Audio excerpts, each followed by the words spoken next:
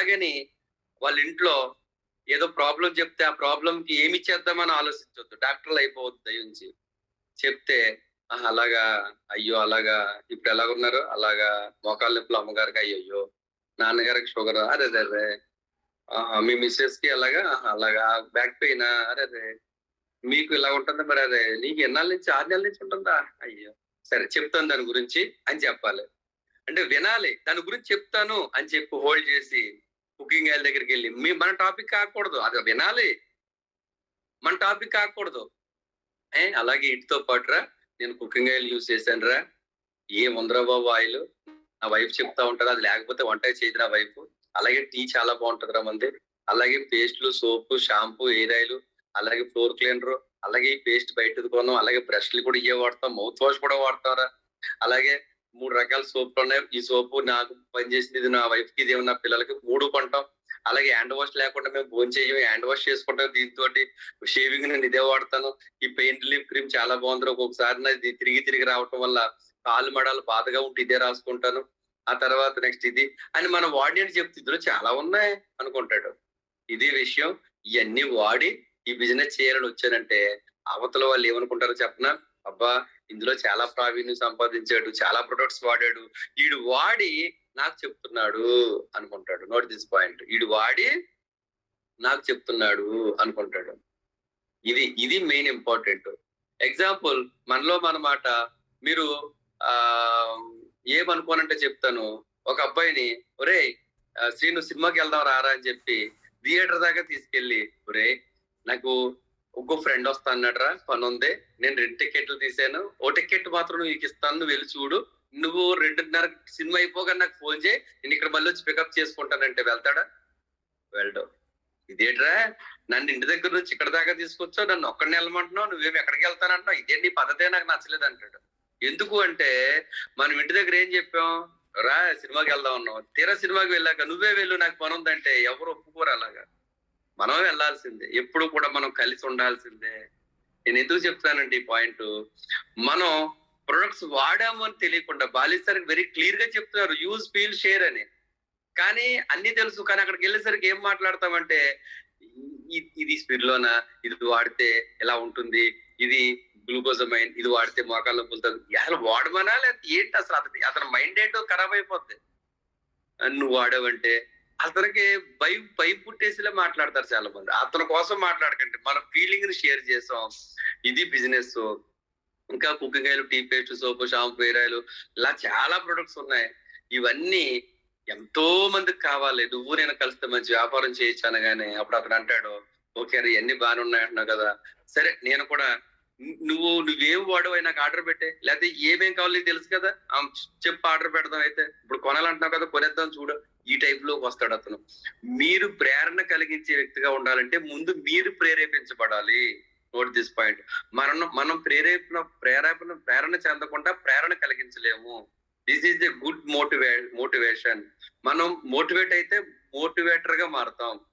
కాబట్టి ఈ విధంగా ఫ్రెండ్కి చెప్పినప్పుడు అతను యాక్టివ్ అవుతాడు, ఖచ్చితంగా నేను యూజ్ చేస్తాను ఈ ప్రొడక్ట్స్ అనే కాడికి వస్తాడు. అప్పుడు ఆన్లైన్ లో పెట్టడమా, షాప్ తీసుకెళ్ళి కొనిపించడమా జరుగుతుంది.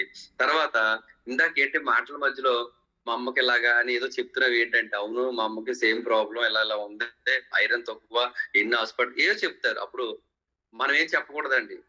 అప్పుడు ఏమనాలి తెలుసా, రే నిజంగా నువ్వు అన్నది కరెక్టే, ఒక్క మీటింగ్ ఉంటదిరా, ఆ మీటింగ్ వస్తే అక్కడికి ఇంకా అనుభవజ్ఞులు వస్తారు, చాలా మంది వాడిన వాళ్ళు వస్తారా, అక్కడికి వచ్చిన తర్వాత అది చూసిన తర్వాత అప్పుడు కొందాం. ఇప్పుడు నేను నా అడ్వైజ్ ఏంటంటే, నేను స్పిల్లోనా వాడాను, అలోవెరా వాడాను, డైజెస్టివ్ సిస్టమ్ బాగుంది, బలం బాగుంది.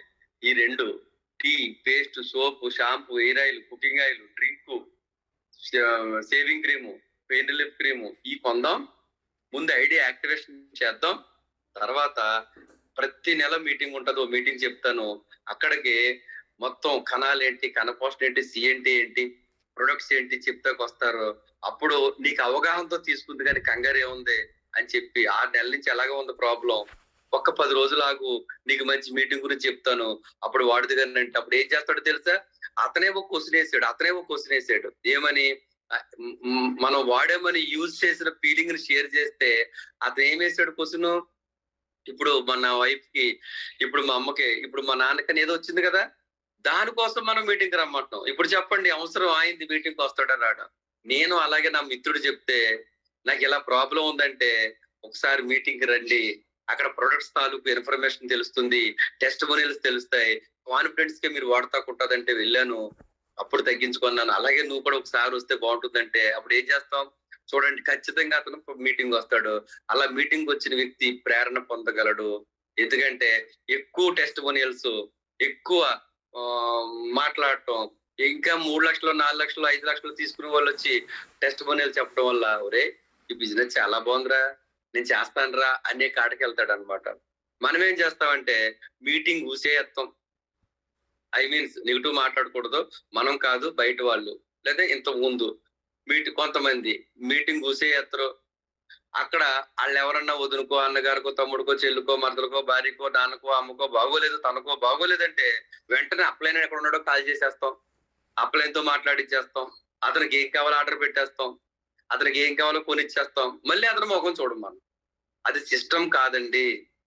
వెస్టేజ్‌లో సిస్టమ్ ఏంటంటే ఆయన ఇంటికెళ్ళి ఆయన ప్రేరణ కలిగి మనం వాడిన ప్రొడక్ట్ చెప్పి ఆయనకి ఐడీ నెంబర్ తీసి ఆయనకి మన tea paste, soap, shampoo change your shop అంటున్నాం. ఆయన ఇక్కడ కాకపోతే బయట కొనేస్తున్నాడు. ఇక్కడ కొనిపించి 2 సప్లిమెంట్స్ స్పిరులోన్, అలోవెరా మాత్రమే. ఎలాగా ఈ సమస్యల కోసం కాదు, సమస్యలు రాకుండా కాబట్టి ఆ రెండిటిని నేను వాడానురా, బాగుందిరా, నువ్వు కూడా అలోవెరా వాడితే డైజెస్ట్ సిస్టమ్ బాగుంటుంది అని చెప్తే అయి తర్వాత చూస్తానులే, ముందు టీ పేస్ట్, సోపు, షాంపూ పెట్టమని కొందరు చెప్తారు. నువ్వు వాడావు కదా పెట్టు, నేను వాడతానని చెప్పి అనొచ్చు. ఆ ఎస్ఆర్ నో రెడీ టు వస్తావు. కుకింగ్ ఆయిల్, టీ పేస్ట్, సోపు, షాంపూకి మాత్రం నో రాదు, ఎస్ఏ వస్తది. ఎందుకంటే మనం వాడుతున్నాం, వ్యాపారంలో భాగస్వామ్యం చేయాలనుకుంటున్నాం, ఇద్దరం కలిసి పని చేయాలనుకుంటున్నాం. ఏవైనా రా శ్రీను, ఈ బిజినెస్ లో మన ఇద్దరం కలిసామంటే ఈ రెండింగ్ నాటికి నెలకు 1,00,000 తెచ్చుకోవచ్చు, చెరో కారు కొనుక్కోవచ్చు అని చెప్పాం. కాబట్టి ఖచ్చితంగా ప్రేరణ పొంది వ్యాపారం నాది అనేటట్టుగా తయారయ్యి ఆర్డర్ పెట్టడానికి ముందుకు వస్తాడు. అలా ఎక్స్పెండిచర్ ని మార్చుకుంటే చాలు, ఈ బిజినెస్ చేసే అవకాశం వచ్చిందని చెప్పగలిగే సామర్థ్యం మీకుంటే ముందు 6 తయారవుతారు. ఆరుగురు ఆరుగురికి మనం ఏం చెప్పాం? మీటింగ్ వాళ్ళకి క్యూరియాసిటీ కలిగించేటప్పటికి వాళ్ళు ఏ సమస్యలు ఎత్తుతారు, దానికి మీటింగ్ రమ్మని చెప్పాం. మీటింగ్ వస్తారు, వచ్చిన తర్వాత తెలుసుకుంటారు.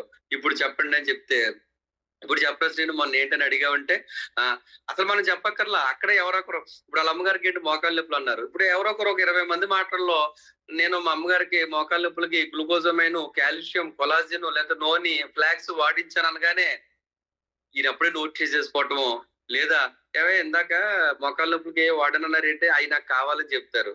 ఆ విధంగా స్టాక్ పాయింట్కి వెళ్ళి వెళ్ళి ఒక సిస్టమ్ అంటూ ఉందని తెలుసుకుని, ఈ సిస్టమ్ లో చాలా మంది యూజ్ చేసి చాలా మంది హెల్తీగా ఉన్నారని తెలుసుకుని అతను కొనుక్కుని ఇంటికి వెళ్ళాలి. అప్పుడు మాత్రమే అతను రియల్ వెస్టేజియన్ అవుతాడు.